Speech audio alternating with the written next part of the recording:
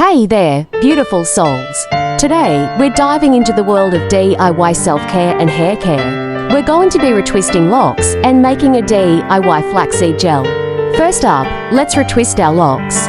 This is a great way to maintain and enhance your natural hair. Remember, practice makes perfect, so don't stress if it doesn't look exactly right the first time.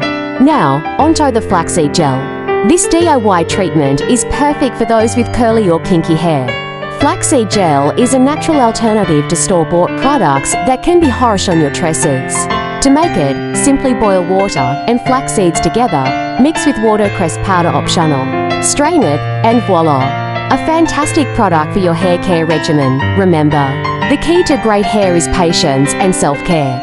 If you have any questions or want some more tips on maintaining healthy locks, feel free to ask in the comments below. A big thank you for joining me today. If you found this video helpful or enjoyed it, please give it a thumbs up and don't forget to hit that subscribe button for more amazing content like this. Until next time, take care of yourselves and your beautiful locks.